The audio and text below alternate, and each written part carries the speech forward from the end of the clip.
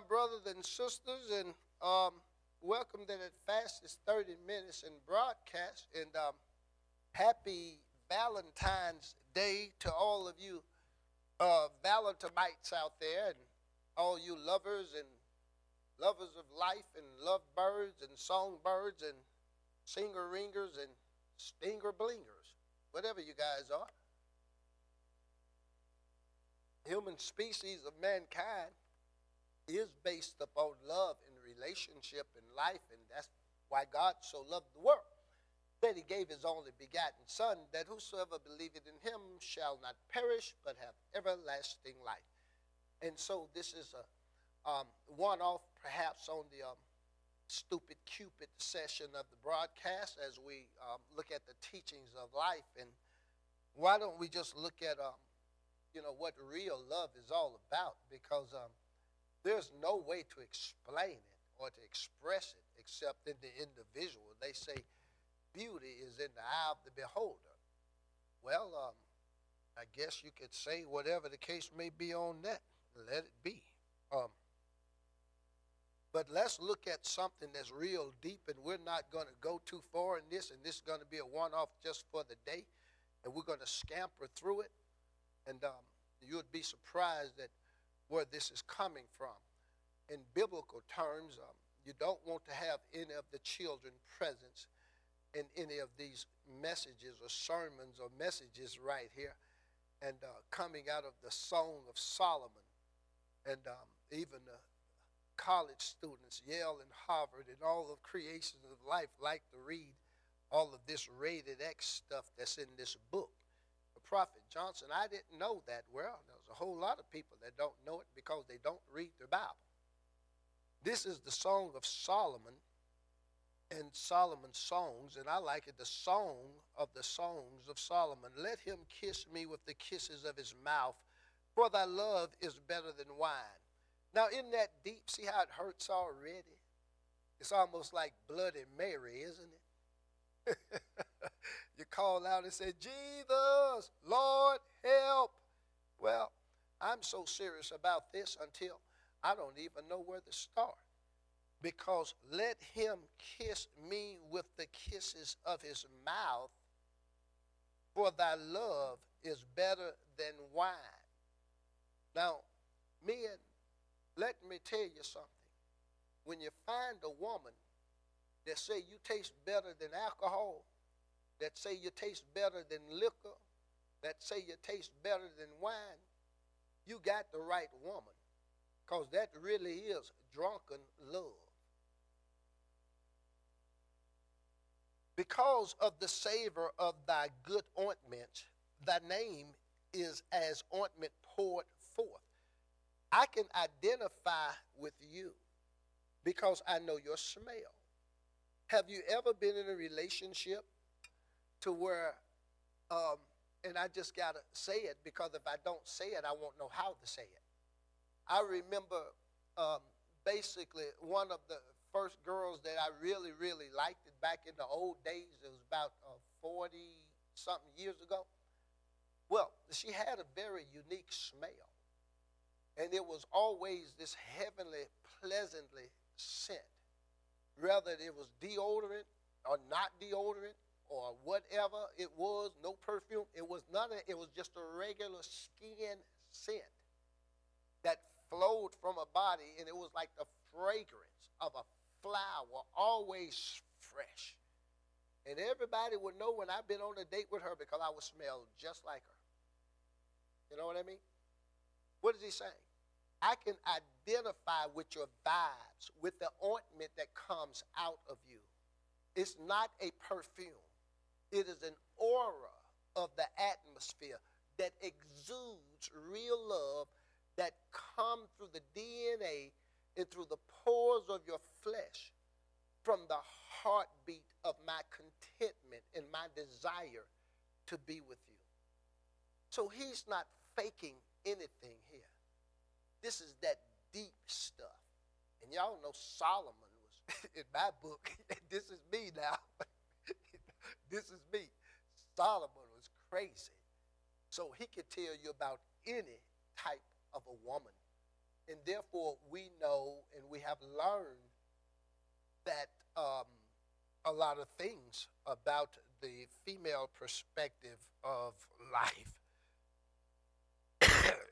Because, in the teachings of the woman, they say that a woman will test the man to see how much she can get away with. And the more she can get away with, the less that she will respect that man. That is true. Because all of them that ever tested me got away with everything that they ever wanted through the test. Because I thought that I was doing what was good towards them in the test. No, it was a foolish thing to do. So remember that, men. She'll test you. And the more you she won't respect you until you put a halter on her, until you lock her down, until you threaten her, until you beat all of the hell out of her into submission. I don't mean physically hit the woman. I don't mean to even curse the woman. I'm telling you that she's not going to respect you until you dog her out. Oh, no. Oh, yeah. Because some of them want a man that will dog them out. And what I mean by dog them out, tell them what to do and what not to do, because they scared as hell of him. Do you hear me? That's not the woman you want. Stay away from her. And that's not the man you want. Stay away from him. You want somebody that's going to set you free and love you in being free. I'm just telling you what most women will respect. That's all there is to it. They ain't going to respect that guy to take out to dinner and treat her right, but they'll respect that one that busts her in the mouth. Don't I tell the truth on it? Whew. Minister, we might need to do this old love post and double down all week. We're just in verse number 3. We can never get through this. I'm just tapping on it. I'm just hitting it up just for stupid Cupid, okay? Valentine's Day. Remember lovebirds, teachings of the world. Okay, because you just smell so good. But let me read it again for you. Because of the savor, verse number 3 in the Song of Solomon. The Song of Solomon, verse number 3. Because of the savor of thy good ointments, thy name is ointment poured forth. When I think of you, see, I can't say what I got to say it anyway. When I think of you, I get a little heat coming on me. I get a little fresh. Just when I think of you, I want to do a little something. Might want to do the nasty when I think of you. Therefore do the virgins love thee. What? That's not in the Bible. Yes, it is. Yes, it is. Do the virgins love thee? Now, let me give it to you straight. I don't know how to give it to you straight, but I'm going to try to give it to you straight. For a virgin, a woman that's never had a man, to love a man that done had many women, that means that she's heard something through the grapevine, don't you think? Because in today's time, let's be honest, there really are hardly no such thing as that word, virgin. We're not going to get into this. We're not going to get into it now. Okay? Because these little children, fast, hot tail, at 9, 10 years old, 11, 12, running around the building, stinking up, doing a little hunching. So let's not get into that. All right? This is some serious stuff. You want to see teachings of the world? Happy Valentine's Day? Really? A box of chocolate? Are you serious? A flower? Are you serious? You mad because you didn't get a card? Are you see, that's what the enemy wants you to do. Happy Valentine. See right there. I'm going to give you a permanent flower that will never die, which is going to represent that our love will last forever and this flower will never wither away. It come from the dollar store, $1.29. You're mad because everybody else is getting some diamond rings and flowers and everything else. And now the enemy want to play on your mind and your emotions to tell you that somebody really don't care about you because they didn't give you nothing. If your value, if your love consists in that, especially if you are not married, and if you are married, shame on you for not honoring man's tradition. And if you got a good old girlfriend or a boyfriend, you can split the difference either way. You damned if you do, and you're damned if you don't. The flower, the chocolate, the diamond rings, and all of that, it does mean something. To who? The individual that's represented. But once you are seasoned, y'all not there yet. Done been through it all. Done been through it all. Valentine's Day was bigger than Christmas, was bigger than any other day in my life. Valentine's Day was even bigger. For all of them. Until I found out that no matter what you give them, you can never feed a demon that's never satisfied.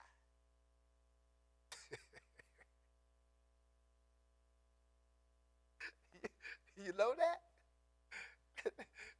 It's the truth. You can't feed that demon. You're never going to satisfy. See, it's not it's a spirit. That's why Hollywood like it is. Celebrities like they is. Showcases like this. Nothing but a money-making factor. After that, they're going to have the Easter egg up. Y'all already know how it's going to go. Spring stuff, getting rid of winter stuff. See how it works? It's all about nothing but profits, money, and pimpology in society. Where's the real love? Where's the real love? I'll tell you what the real love is. I'm going to tell you exactly where it is. You don't want to hear this. No, I'm trying not to. They don't want to hear this. The real love is get a picnic basket. Yes, sir. No, what? No, get a picnic basket. You don't want to hear that. Don't want to hear it. That man done lost his doggone mind. Are you crazy? What are you talking about? Man, better not come in the house with no picnic basket. Better not come up in here with no picnic basket on Valentine's Day. You'd rather have the chocolate than the chicken and don't know you got the chicken with no chocolate. Let me move on because maybe I shouldn't have been reading this. This stuff getting me all fired up. Verse number 4. Draw me. Song of Solomon. Prophet Johnson, we haven't went nowhere. Of course, we can't read this. We haven't even got to know. We hadn't got to nothing in here. And we're not going to get to anything. Because it's just too deep all the way through. Just too deep. Draw me. We will run after thee. Choose me. We'll come after you. Look, have you ever seen one guy popular in school, one girl popular in school, and everybody like her? I remember one girl being at the club, and we had a little teen club going on, probably around about 11 or 12, little football team. And we all went out to after a little dance thing that they had back in those days. And there was one little girl there at the club. I told y'all the story. All the guys lined up to ask that girl to dance to get told no. I said, well, all the guys said, hey, she ain't dancing with nobody. She the only one here. I said, ain't no other girl. No, nobody. Just football. Oh. And she had a boyfriend too, but he wasn't there. So I got in line for my disappointment, walked up to her and said, hello, how you doing? Would you like to dance? No. Draw me, we will run after thee. The king hath brought me into his chambers. We will be glad and rejoice in thee. We will remember thy love more than wine. The upright love thee. You know, when you look at, I don't want to, God, I sure hate to say this, Lord Jesus. When you look at the situation of the two people that are highly profiled in America, Mr. Kelsey and Miss Swift, what you see is a real life prince and princess story, king and queen story. I just say Romeo and Juliet. I just say stuff, but you see a real love that is unprecedented according to mankind, or the appearance of it all. And what you see is something that is developing that is so beautiful in the sight of God. Even to the point to where man's jealousy and rage and envy and hatred fuse even more the passion of a deep drawn carriage of love. Sailing upon an ocean breeze with smooth waters and soft wind that speaks to the beckoning of all of the tours, of all of the gold and the silver, all of the trophies and the rings of the ball games. None of that compares to the true individuality of who you are and who I am and who we are together. We will give up all of this to mesh ourselves as one, because our soul, our heart, and our mind are tied together. No greater love than these, or than this, than it is for one to lay down his life for a friend. And that kind of love they will give their lives for, just like Jesus gave his life for us. Man, when you find a woman worth dying for, marry that woman. Woman, when you find a man worth dying for, marry that man. You see, as I said before, a dog loves just like God, unconditional. God loves like a dog, unconditional. So people don't understand the price of love. Like I told you,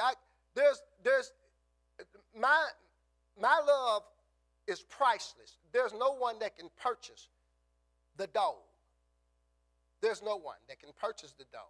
Okay? They just can't do it. Not one of them. Not even $1 billion, not even $1 million. Because you cannot get rid of that. You know, now, I won't sell the dog because that love is unique. Can you understand where I'm going? But the woman, now I'll sell her. Now, you can buy the woman. You can buy her for $1 billion. Now, you can buy about all of them. If that's what about it, read up on. That's right. I'll sell them for $1 million. You can have them for, no, matter of fact, tell y'all the truth, y'all can have them for free. I'll give them away. Matter of fact, tell you the truth, don't even want them. Don't even want them. Why? Because you see my point now, right? But you see my point, don't you? All right. Now you see it. Love is priceless. It's priceless. If you ever find it. If you ever find it. And you don't want want to live to regret your past. You don't want to live to regret and say, I wished I would have did this, or that when I had a chance back in them days 20 years ago, 30 years ago, to talk to this person or to talk to that person. And let me tell you something. You will live with regrets of love. You will live with regrets of not taking a chance because of fear or whatever in a relationship. How do I know? Because I've lived with it all my life, ever since elementary school to this day. You see. And then later on, you'll regret probably some of the decisions that you made because probably some of the choices wasn't yours. You made them for the convenience of others. Woo! Lovebirds. Here it is. Woo, boy, minister, we might do a part 2 on this old lovebird tomorrow night. I think the people might want to keep me. Do y'all want to hear part 2 of Teachings of the World? Here it goes. Stupid Cupid, living with loving me. Here it comes. You know, you're just more than wine. The love upright. Now, here's verse number 5. And verse number 5 is something that is so sad because of the misconstruing of the colorizing of the Hebrews and of Jesus Christ and of King Solomon, and how the European and the Caucasians, and I don't want to get into this, have taken Jesus Christ, the black man, and made him as a beautiful white man, and brainwashed the African slaves and the people. And the original black Hebrews and Egyptians and all those that was in that time still have the history of the true darkness or the true pictures set back from years of the ancient secrets, writings that have his color in certain museums and buildings, but they are hid by the dark shade of the white Europeanizing or colonizationing of the black man. And so they would bring forth the white Jesus and put him out there, and they put him in all their pictures, and Michelangelo and all these great writers and expositors, and painted him in their churches as this. But that's not who he is. That's not what he was. That's not the true pigmentation of his skin color.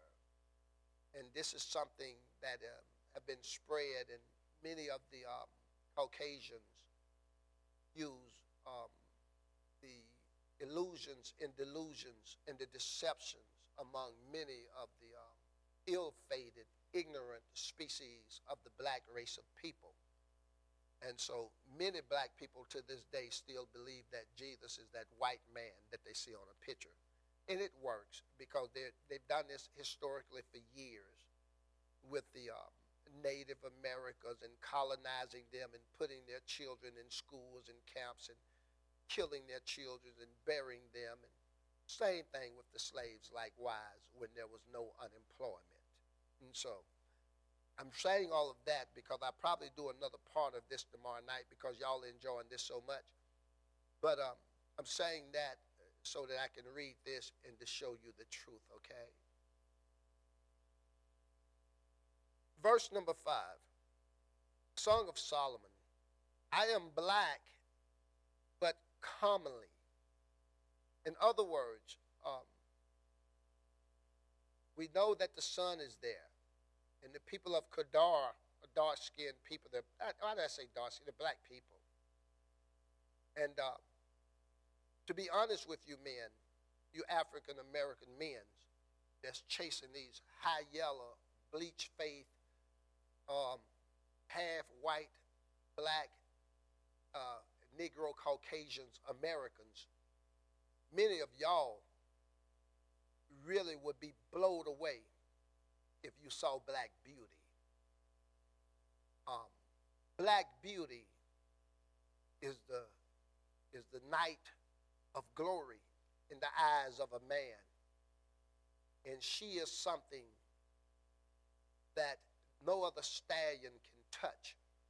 She is the glory of the king, of a real man. Not this half mix, passed down, Caucasian mix, slave sex, sold into the genealogy, mixed in mud like myself with this old brown looking skin. You know what I mean?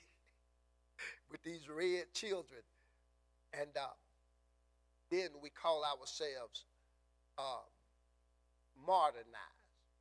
So it is a shame to see that so many species of mankind of the black race have bleached themselves to be accepted in television and everywhere else among the Caucasian species of a human being, because they really are a temptation or an imitation of life and have forgotten what it means to be black and commonly beautiful.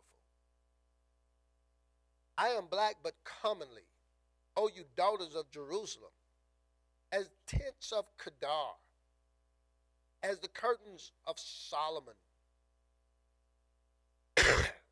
Look not upon me, because I am black, because the sun hath looked upon me. My mother's children were angry with me. They made me the keeper of the vineyard, but mine own vineyard have not kept me. Could you imagine being so black they put you at the house? They call you the black sheep of the family. Start to finish.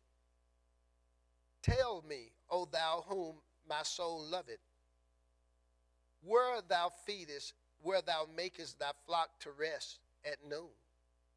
For why should I be as one that turneth aside by the flocks of thy companions? Why should everybody else be happy and going through it, blessed, and I'm kicked out? If thou know not, O thou fairest among women, go thy way forth by thy footsteps of thy flock, and feed thy kids beside the shepherd's tent.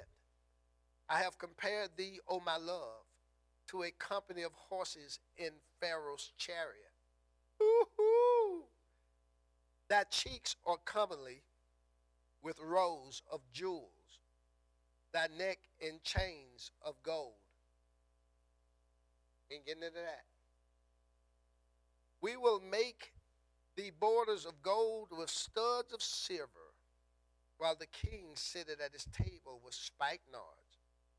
Send it forth the smell thereof, a bundle of myrrh. Could you imagine whining and dining, getting ready for a late night dinner, cuisine? Oh boy. A bundle of myrrh is my well-beloved unto me. He shall lie all night between my breasts. I don't want to read no more of this. It's finna get, in other words, there it is.